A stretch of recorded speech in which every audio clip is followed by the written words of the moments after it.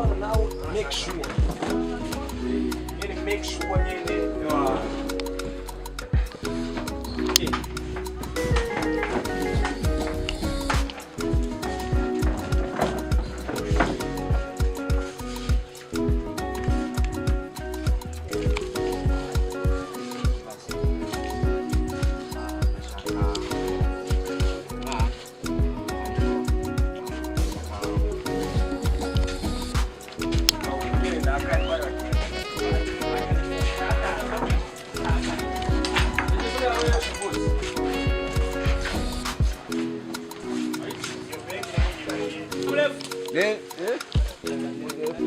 mrefu ni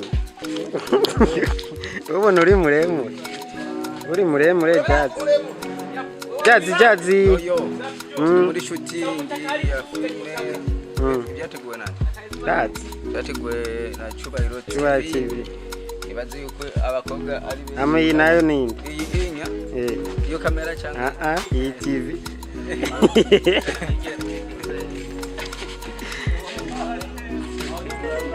ushaka kujyamo nawe iyo wagwanye bro vipi ngo nguri Cyubahiro ni wowe bita Cyubahiro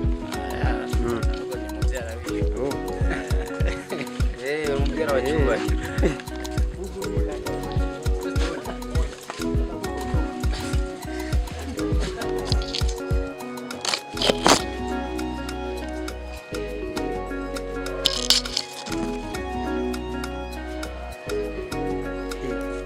umutaka wa banki umutaka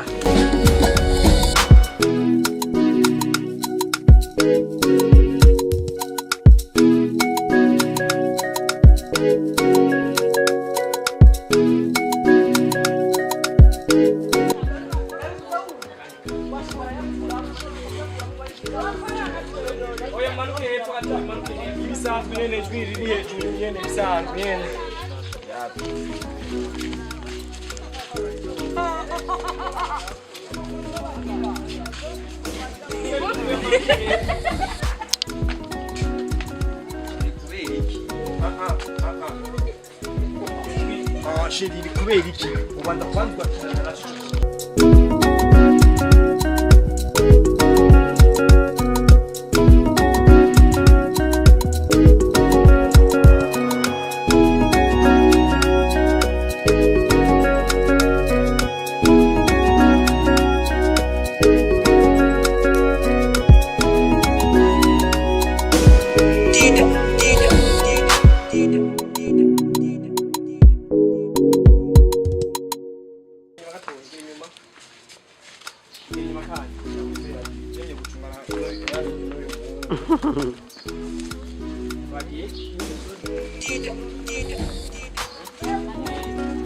Hajya ugiye kumusoma no mutamuzi. Action.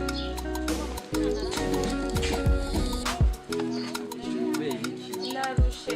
Ushaka gusubira ku ishuri tongana wawe. Tongana wawe ushaka gusubira ku ishuri. Wewe uzigatubana usabyemeye. Oya tora umwana. Just get set up. Hano wapomba. behind the scene.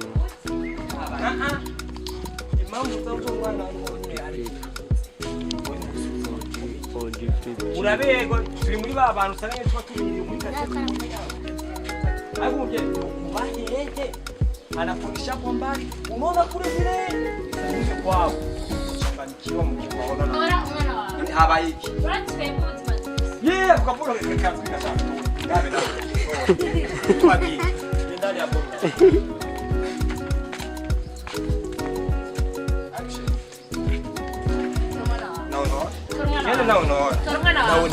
Tora umwana wawe. Uri mu biki wowe ati? Ubiriza tora umwana wawe. Uretse gato. None igihe twari twururiye kumwarikiya muri yani mu cyumba. Uzeza kujya kugusama. Nabwo wari ubizi neza yuko biriya bishobora kuba. Ubiriza twebwe mu buzima bwacu twarize. Kandi ubuzima buragoye. Ikiroto mwana wawe. None adige twari. Ubiriza ntabihari.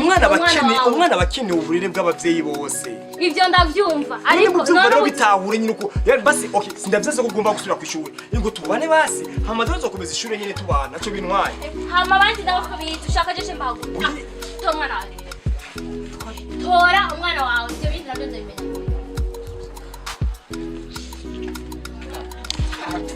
we ntora Zishobora kata yanje. Kweli kino ndashaka ishure tubana ngo tubanje basi ndimwe najonge naye kuko zishobora kweka umugabo kandi gisunganye ibyo. Ushaka ndo twariye. je basi ndifungana nzoso gutwara Oya ushobora gutora umwana wawe. ngo tubane Zishaka. ngo tubane Zishaka umwana wawe. Jemi ndizomenya.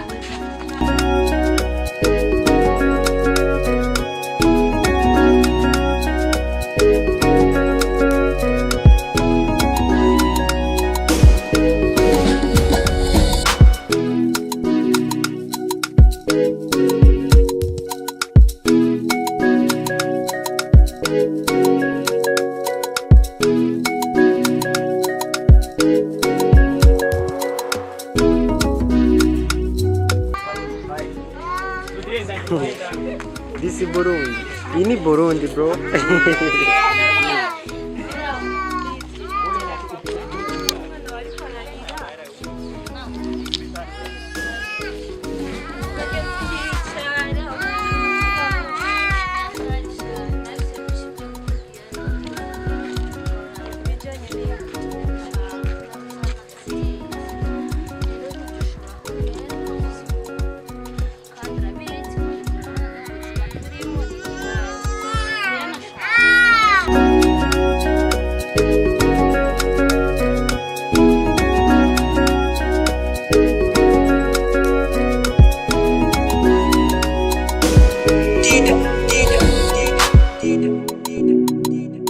Yani kuba kirenze kubona mukuru wanje nyene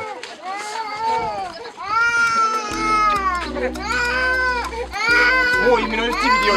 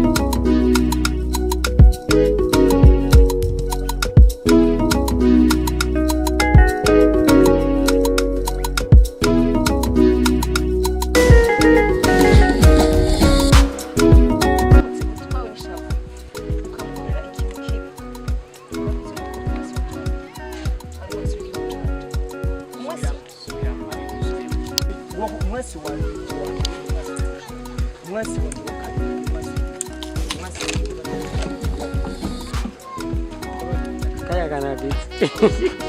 Yagafashiwe. Abayo. Bayo. Una taxi man. Action.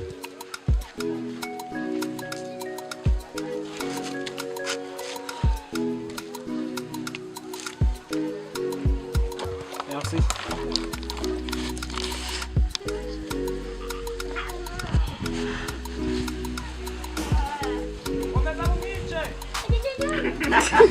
Napakanga.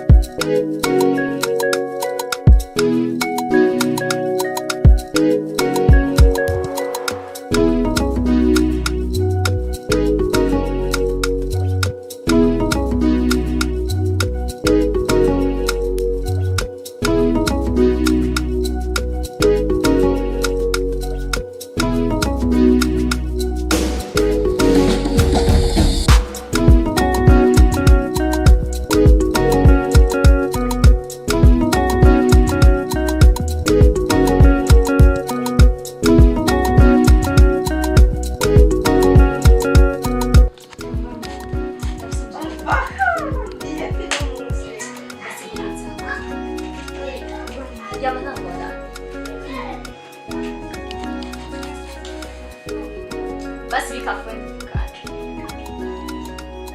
Sawa. Kati.